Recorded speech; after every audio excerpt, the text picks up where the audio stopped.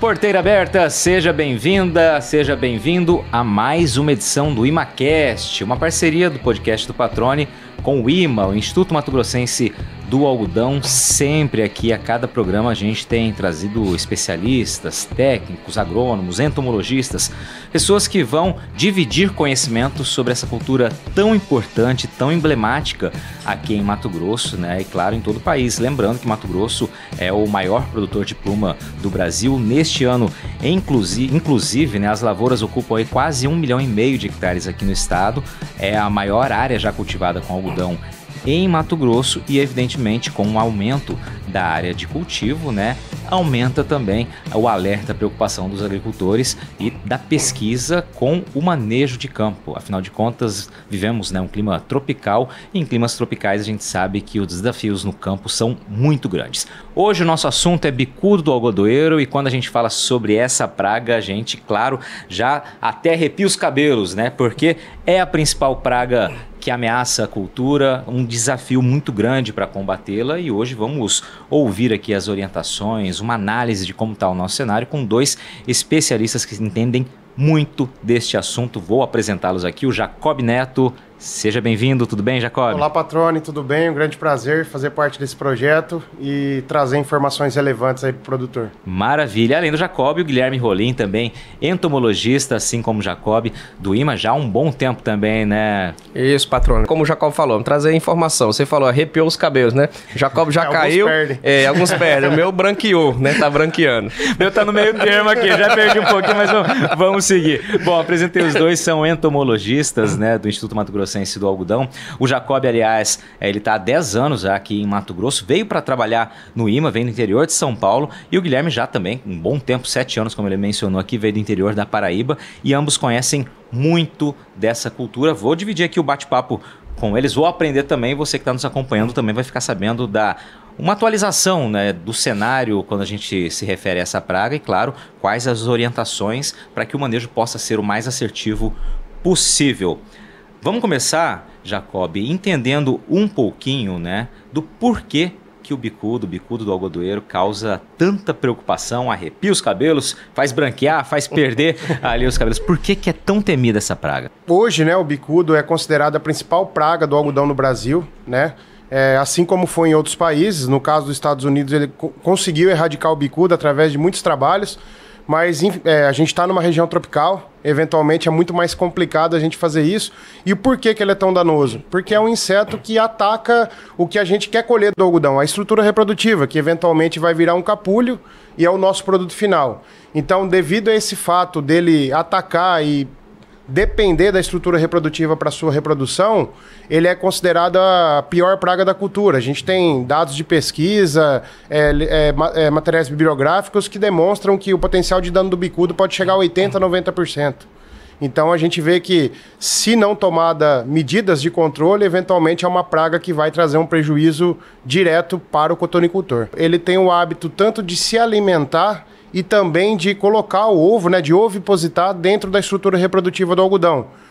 Tem a preferência por botões florais, eventualmente, se esse botão virar uma maçã, ele consegue se alimentar ou colocar esse ovo dentro da maçã, e o desenvolvimento larval do inseto vai fazer com que essa estrutura caia ou que ela fique comprometida, no caso, se for uma maçã. Tá? E eventualmente isso é um dano direto para a produção de fibra. A planta vai perder aquela estrutura e eventualmente a gente vai colher menos fibra naquela área devido ao processo de desenvolvimento do inseto, da praga. E aí o potencial de perda é tão elevado como você mencionou. Exatamente. Ali, né? Queria entender também, Guilherme, de que maneira, né, se dá a evolução, a presença do bicudo aqui em Mato Grosso, né? Os primeiros relatos, inclusive apontados pelo próprio IMA, de que foi na região de Mirassol do Oeste, lá em 1993, né? Logo quando a cultura começou de fato a ganhar proporções maiores aqui no estado. Daquele momento para cá, não parou de expandir também, assim como a nossa área de cultivo. Foi mais ou menos assim, ela foi acompanhando o nosso desenvolvimento na cotonicultura? Isso. Da mesma forma como aconteceu em outros países, que nos Estados Unidos, que o Jacob citou, da questão da erradicação, foi erradicado por quê? Porque o pessoal começou a trabalhar e, no entanto, ele viu, chegou num ponto que não dava, o bicudo acompanhou, empurrou o algodão até a última fronteira que se podia plantar algodão. Então teve que eles empurrarem o bicudo de volta, né? Para perto ali do centro de origem, que é o Texas. Bicudo entrou no Brasil em 83, aqui no Mato Grosso PS 93, já, como você citou, na região de Mirassol você sai para Campo Verde, Primavera do Leste, Rondonópolis, depois na safra 2004-2005, região da 163, pega todo Lucas, Sorriso e Mutum, Sinop, depois mais à frente aparece na região de Campo Novo e Sapezal, tá? E Diamantino, da região, Campo de Julho. E agora, mais recentemente, na safra 18-19, né, Jacob? Isso. Na região do Vale Araguaia, quando se plantou os primeiros algodões ali para fazer teste, já começou a ter produção bicuda. Né? Como a gente estava até discutindo um bate-papo antes, o que acontece? A dispersão ocorre tanto por questão de correntes de ar, de massas de ar, que pode se deslocar até 270 quilômetros em questão de semanas, e também através de transporte, máquina. Nós, às vezes, transportando algum material, termina sendo feito esse transporte desses insetos. Além disso, você tem dispersão de plantas em beira de rodovia, dispersão de plantas, principalmente quando se leva caroço para confinamento. Então você mantém esses insetos naqueles pontos que vão infestar novas áreas. E aí a gente chega às táticas, né, de controle e aos desafios na hora de manejar, Jacob. Por que que é tão difícil? Você já trouxe inicialmente do porquê que ela gera tamanha preocupação. O Guilherme explicou essa questão da dispersão e a evolução como se deu. E agora, por que é tão difícil eliminar essa praga? Por que é tão difícil fazer esse manejo, esse controle? O bicudo, ele é um inseto especialista na cultura do algodão. Então, assim... É craque. É craque. Ele sabe todos os atalhos, vamos dizer assim. E a própria bioecologia do inseto é um complicador. Por quê? Se a gente for pegar a reprodução, os trabalhos demonstram que praticamente 99,9% da reprodução do bicudo é na planta de algodão. Então, se é um inseto que depende da planta, ele é especialista em encontrar a planta. Entre os fatores que o Guilherme comentou, para ele dispersar e encontrar esse sítio de reprodução. A questão do adulto, né? A gente já mencionou que durante a fase larval, esse inseto está protegido dentro da estrutura reprodutiva e, eventualmente, as táticas de controle, como a aplicação de inseticida, não vai performar bem, não vai controlar essa fase. E o adulto, quando ele tem a vida livre, vamos dizer assim, que ele está fora do botão floral, ele tem o hábito de não ficar exposto. É uma praga que não gosta de dar as caras, vamos dizer assim. E pensando nisso, a gente tem que ter um programa estruturado tanto de monitoramento quanto de aplicações, né? Com a parte operacional, acompanhando toda essa amostragem. E, eventualmente, desde quando o bicudo chegou no Brasil, em 1983, as táticas de manejo que foram montadas naquela época basicamente as táticas de manejo que a gente utiliza até hoje. Então, assim, a gente sabe que todo mundo gosta de novidade, todo mundo gosta de coisas novas. A gente vê para algumas pragas, algumas táticas novas de controle. Infelizmente, boa parte do que vem novo não funciona para bicudo. Então, assim, o bicudo é aquele trabalho maçante. Dá aquela impressão assim, nossa, bicudo eu já sei o que tem que fazer, só que é chato fazer, porque não envolve uma tática só, envolve um conjunto de táticas de controle. Então tudo isso é muito trabalhoso e eventualmente é difícil, porque é uma praga que não está exposta e durante essa fase larval ele está protegido. Então a nossa janela de ação, vamos dizer assim, é eventualmente curta, pensando no controle químico. E pensando em reduzir reprodução, o que nós temos que fazer? É diminuir a exposição de plantas de algodão. E aí entra toda a complexidade de você ter um bom carregamento de caroço, um bom transporte de algodão para evitar essas plantas espontâneas fora das lavouras de algodão. Ou seja, é um complexo de ações, né, que deve estar muito bem alinhado para que de fato surta efeito. Com essa ação restrita basicamente no que diz respeito ao uso de químicos, de inseticidas, restrita a essa fase adulta, quando devem começar as aplicações, qual que é o melhor intervalo, né, de que maneira a gente dá o start nessas pulverizações? Vamos pensar na biologia da praga, né? Do ovo a chegar ao adulto, nós temos em torno de 21 dias em botão floral. Isso, claro, depende da temperatura, mas na média vai variar entre 18 a 21, 22 dias. Em maçã a gente passa esse período para 35, 40 dias, por conta que a maçã ela causa um próprio isolamento térmico ali. Então você reduz os graus dias, que é o que a gente fala na entomologia, né? O que ele tem que acumular para passar de mudar, assim, sair da fase do insta, segundo, terceiro insta, e entrar na pulpa e depois sair o adulto. Um fato importante também, né? Como o Jacob falou, ele ataca a maçã. Quando ele ataca a maçã, muitas vezes no fim do ciclo, ele gera aquela maçã carimã que a gente fala, que ela não abre bem, e às vezes a máquina não consegue colher ali direito. Às vezes os insetos ficam presos dentro daquela maçã e pode sobreviver em torno de 2 meses ali, né? Ele emerge, não consegue sair, sobrevive ali esperando chuva. Só que nós não temos um período de 2 meses depois da colha do algodão sem chuva. Então já começa a chover e aqueles insetos começam a sair. O adulto, ele alimentando de botão floral, aquele botãozinho que fica lá na plantiguera, aquela cabecinha de alfinete que a gente chama, vai sobreviver em torno de 270 a 325 dias, né? Essa é a média de vida dele. 9 dias sem alimento nenhum, só água. Pode se alimentar de tudo, quanta coisa que tem. Foi encontrado no trato digestivo bicudo mais de 67 pólen de famílias diferentes de plantas. É de 67 espécies, né? E 11 famílias diferentes, fora a questão do algodão. Então, assim, e as aplicações devem iniciar quando? Logo que você tem os botões florais. Quando a gente tem o sistema de monitoramento, né, que a gente vai falar posteriormente, do sistema de monitoramento que a gente tem no IMA e mantém no estado do Mato Grosso, quando você já sabe que é uma área de pressão, as aplicações às vezes são até direcionadas antes mesmo do primeiro botão floral. Aplicar às vezes no vegetativo devido à quantidade de bicudo que você captura na armadilha. Uma zona de alta pressão, então às vezes uma aplicação no vegetativo visando as plantas tiguera e soqueira. Ela chega quase a ser uma preventiva, mas você já identificou ali na armadilha que tem, mas já evitando que ela chegue num índice muito grande de infestação. Porque você já tem plantas tiguera na área. Se você não teve uma boa destruição, né? Vamos pensar em um cálculo aqui, né? Sei lá, fiz 98% de destruição da minha soqueira. Sobrou 2.000 plantas por hectare, cada essa pode te dar 5 botões florais. Então, mesmo num excelente cenário, você tem a probabilidade de ter botão floral ali, ponto, para ele se multiplicar. Então, às vezes, dependendo tem uma área de pressão. Essa área de pressão teve um problema de destruição de soqueira, é recomendado a aplicação, às vezes, no vegetativo do algodão. Pensando não no B1 da tua cultura, mas no B1 da tua tiguera. Eu, como leigo, né, me atendo muito à comunicação, eu fico prendendo minha atenção a detalhes que são interessantes para quem, né, não está no campo todos os dias, né? Quando você explicou a questão do período de vida do inseto, né, deu para ver que ele é muito variado, né? Ou seja, realmente fica difícil controlar porque tem vários fatores que dependem aí. Isso torna, evidentemente, o custo para tentar manejar o bicudo bastante elevado. É um impacto financeiro que, claro, a gente sente no bolso ali do setor.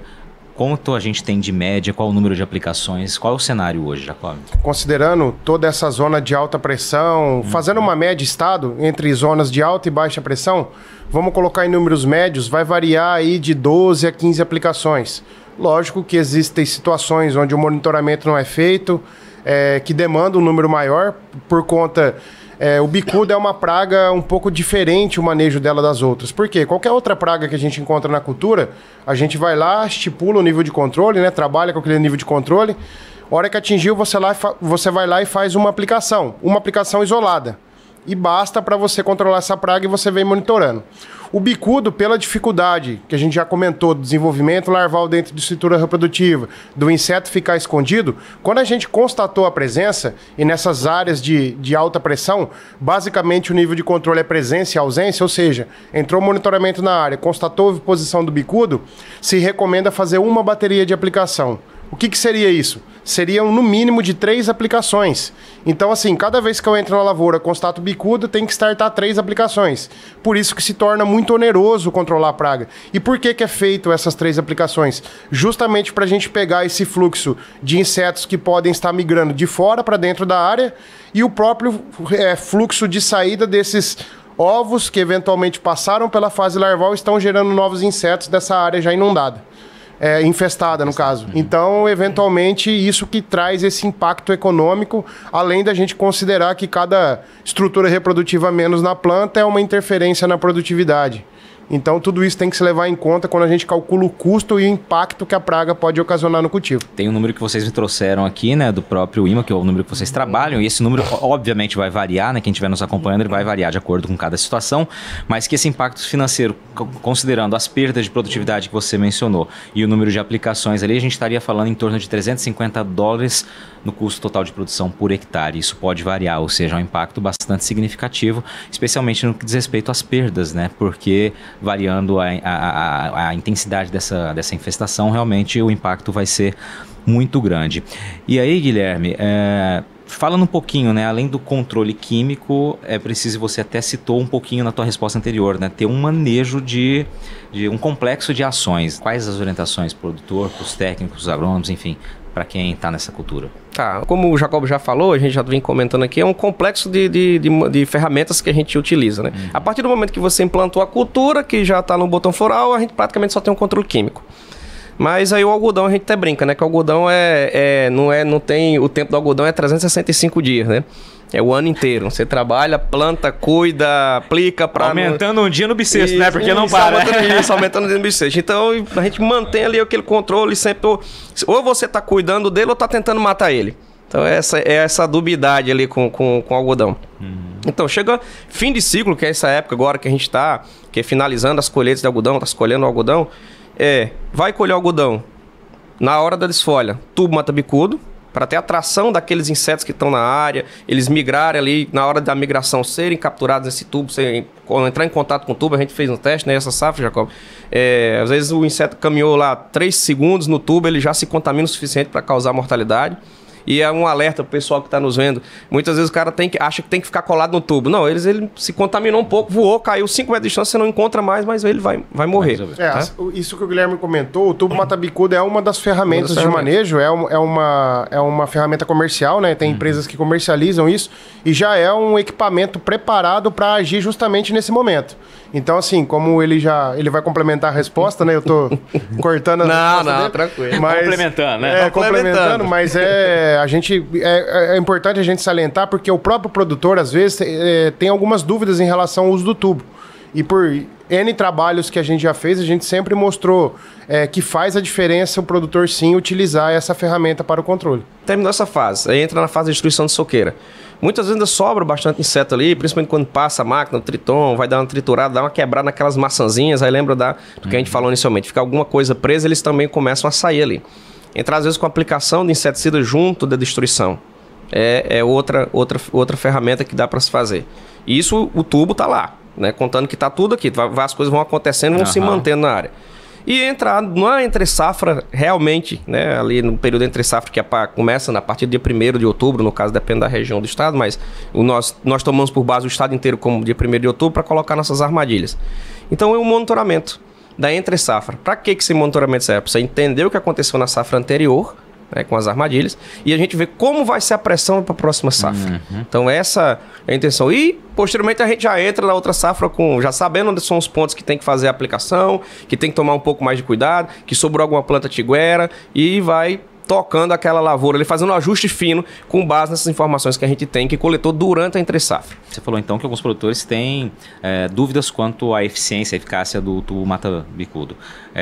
Qual é a indicação de utilização dele, né? Eu coloco qual que é a distância entre uma armadilha, vou usar assim, e outra? Qual que é a orientação técnica? Entre um tubo e outro é variando de 100 e 150 metros. Tá? A recomendação é essa, entre 100 e 150 metros. As armadilhas são colocadas a cada 150, 200 metros de distância uma da outra. Né? O que é que a gente às vezes não recomenda? O cara colocar a armadilha e colocar um tubo embaixo. Porque você mata o inseto e você não captura na armadilha. Então a armadilha é monitoramento. Claro, é uma ferramenta que você vai tirar inseto da área, eventualmente ele vai morrer, mas não é saber ali o tamanho da pressão. Saber o negócio, a pressão. O tubo é realmente para controle. Então o tubo é colocado ali na borda do talhão. Você vai desfolhar o algodão, coloca o tubo, porque você já vai causando essa mortalidade ali. E aí isso mostra, né, e inclusive nos informativos do próprio IMA, são muitas vezes relatados esse ponto, que é preciso uma ação conjunta, várias estratégias, e não adianta só a estratégia de campo, há todo um complexo, né? Eu queria que vocês relembrassem aqui, trouxessem um pouquinho de informações, começando pelo Jacob, com as táticas, né? As estratégias conjuntas que motivaram o IMA a pensar regionalmente. Patrone, o estado do Mato Grosso, a gente sabe a dimensão, o tamanho que é o estado, né? E dentro do próprio estado a gente tem vários climas, várias regiões, e cada região tem a sua particularidade. Em 2014, 2015, o IMA iniciou um projeto, né, a pedido do produtor do algodão, que seria entender melhor as características dessas regiões, né, e eventualmente tentar encontrar atalhos dentro dessa região para melhor combater a praga. Foi onde a gente estruturou um programa, no qual nós nomeamos de GTA.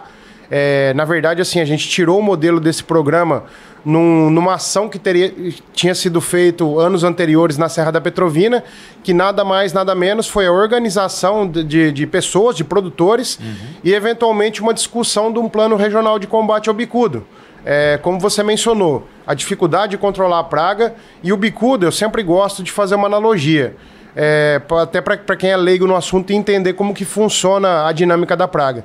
Eu falo que o bicudo é como se fosse o mosquito da dengue, tá?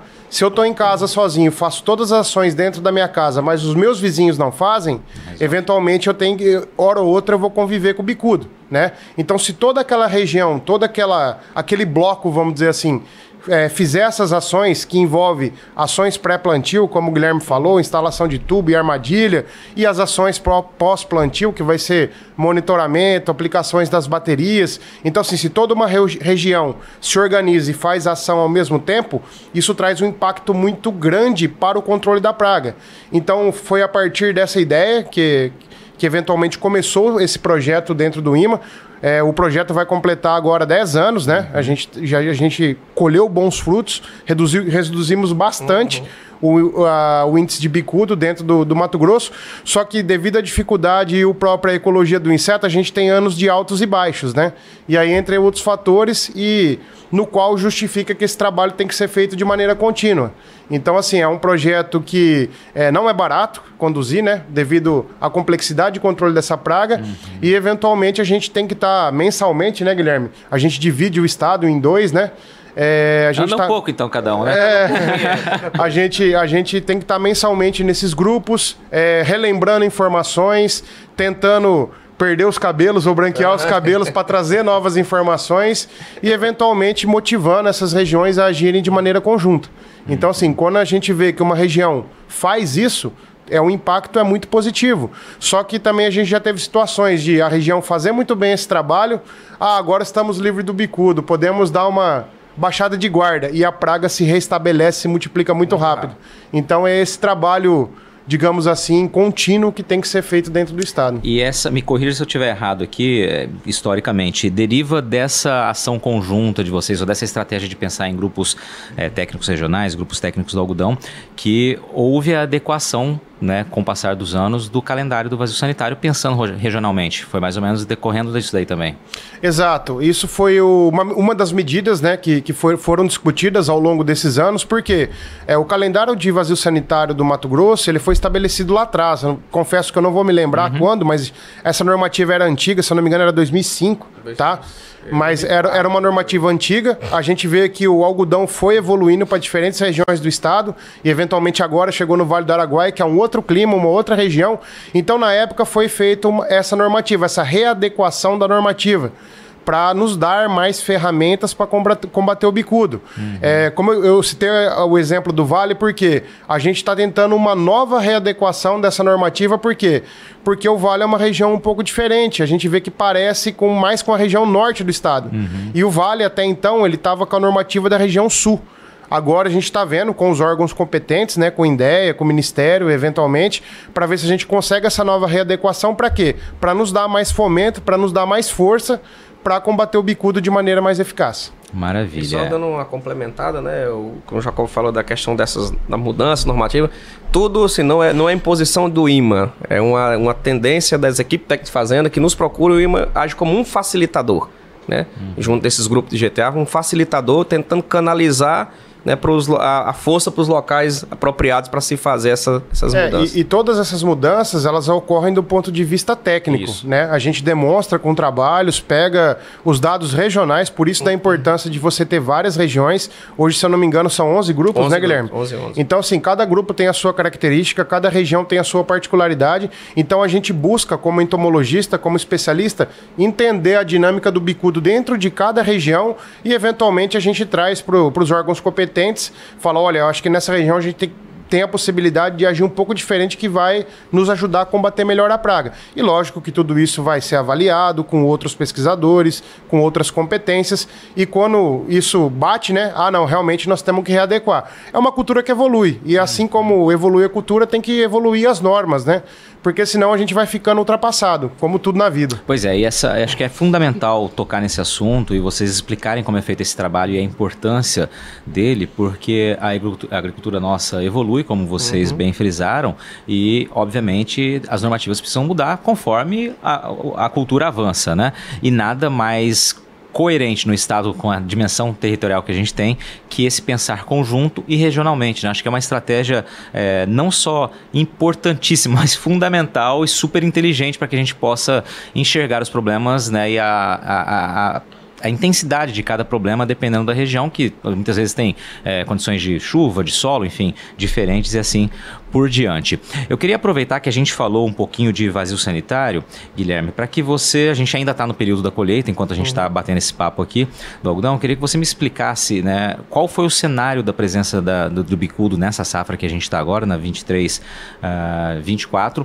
e como é importante ficar atento que ações adotar para preventivas com relação ao bicudo agora no período entre safra, pensando na 24-25. Como o Jacob falou, né, a gente juntou esses grupos e tudo, a gente conseguiu reduzir bastante ao longo de vários anos aí de ações.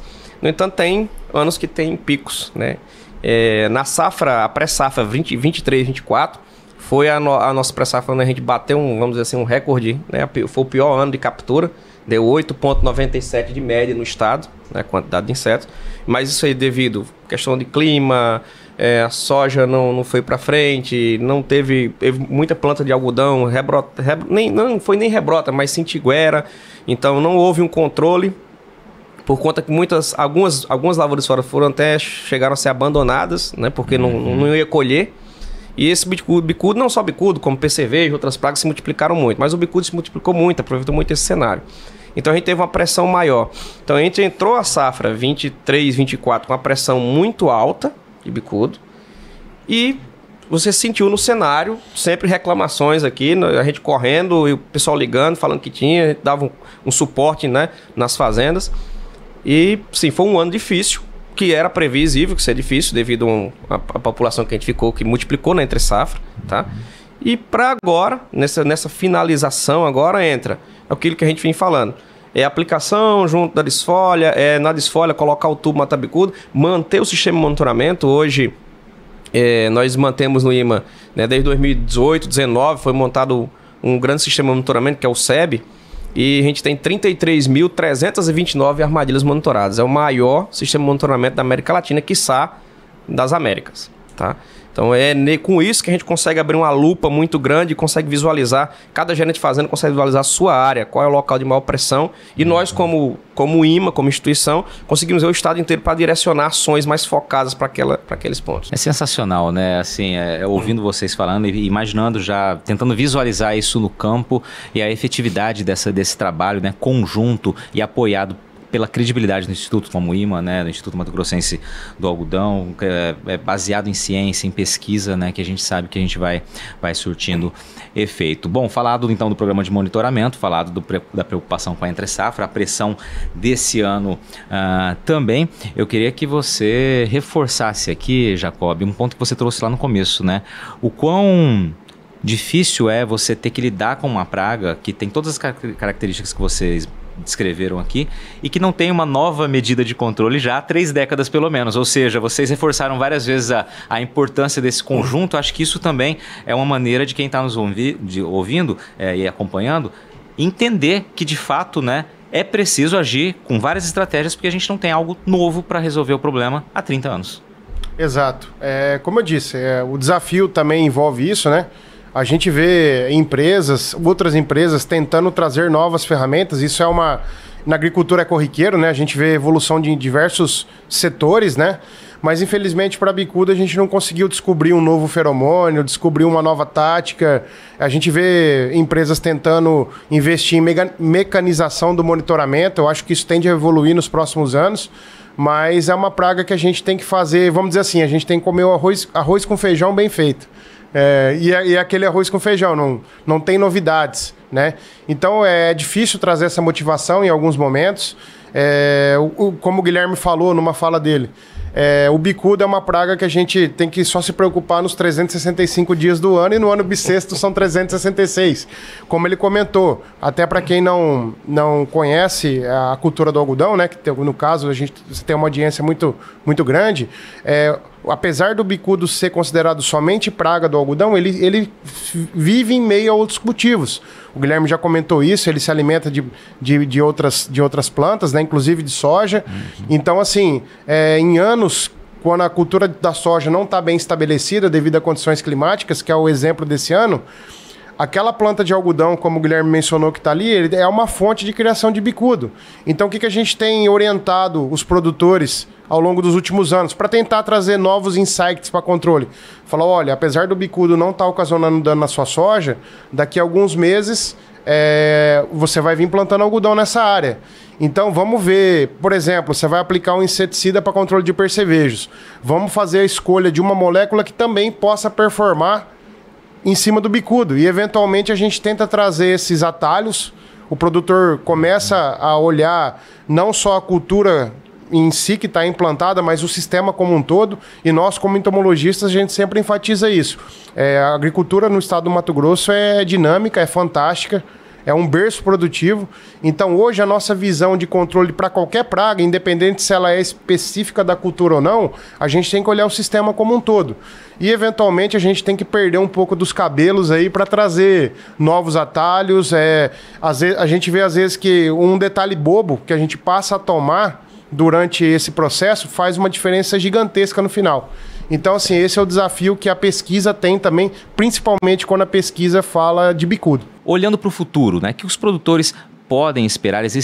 Tem no radar de vocês novas tecnologias ou tecnologias e informações do passado que possam ser utilizadas de outra forma agora? Como é que está isso se a gente olhar para a cotoneicultura daqui para frente? Tem a transgenia. Tá? Se fala em transgenia, o IMA tem um projeto antigo já de transgenia, trabalhando com tentando trazer novos genes para pensar em trogredir em plantas de algodão que tenham resistência para o controle bicudo. Não é uma coisa fácil de se fazer, tá? Então são anos de pesquisa, é uma coisa que não é a curto e médio prazo, é a longo prazo para a gente obter esses resultados. E como o Jacob falou, não tem muita novidade, e às vezes as novidades são coisas que foram feitas há muitas décadas atrás, no caso pensando na tecnologia de aplicação, redução do tamanho de gota, adequação de faixa de aplicação, calibração de aeronaves, entrada de drones agora, as aplicações mais específicas em alguns pontos que o avião não fazia, né? No caso, a gente discute até a questão da aplicação em barra, no caso, aplicação hidráulica e aplicação aérea são diferentes, você tem uma efetividade maior com o avião, porque você cobre mais rapidamente aquelas áreas, a gente tem um intervalo muito curto para se fazer a aplicação. Nós temos 1 milhão, quase 1.500.000 hectares de algodão, então é muito grande a área. E é um intervalo curto, tanto por questão da cultura, como por questões de clima. Períodos ideais para fazer as aplicações.